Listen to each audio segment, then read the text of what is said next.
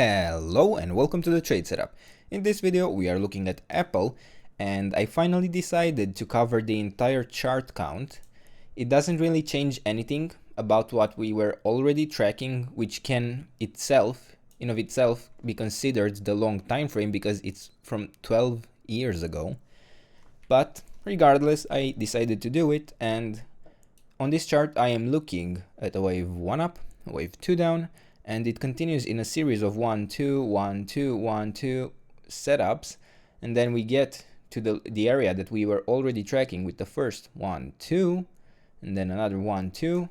This would be a first third wave within the larger amount of third waves that is finally complete, because I consider that this is actually finally a 4-5 pattern that completed a larger third wave in this area. Now, as I said, it doesn't change anything. The only thing I changed is that I also removed the yellow scenario. It doesn't seem too relevant, and I expect it not to be for quite some time.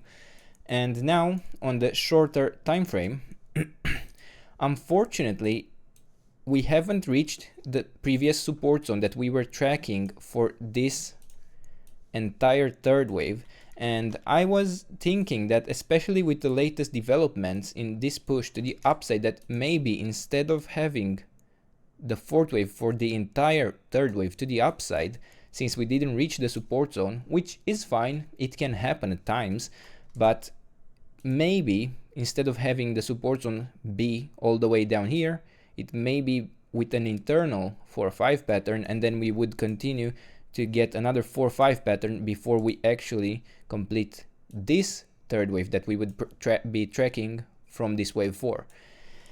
So for now we will keep it like this. There is still a chance that we may head lower still. We don't have 5 waves up. We cannot track direct upside in any way in this very moment.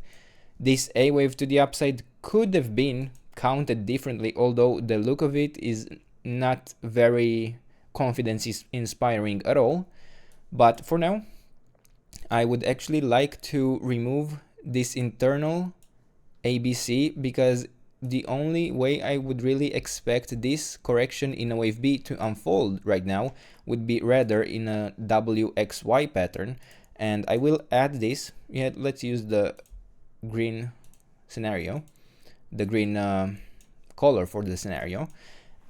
And I will also adjust this to the green, because I am starting to believe that we may push directly higher here into the fifth wave without really going back to the downside to reset our wave 4 in white.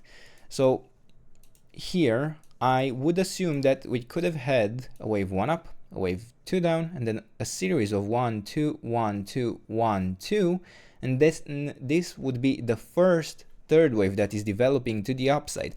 Now, if this movement completes, and we may need 1 or 2 more pushes to actually complete it, I could really see this WXY playing out, and then we could still head lower in this B wave to the downside. So we still need to be careful, especially at the 78.6% retracement level that is still very relevant at $237.3. But for now, I am actually tracking direct upside, and I would like to even provide a temporary count where maybe we had a 1 2 3 and we are looking for a 4-5 pattern to complete, and this would be a smaller, yeah, I would actually like 2 more 4-5 patterns actually to consider this movement to the upside complete.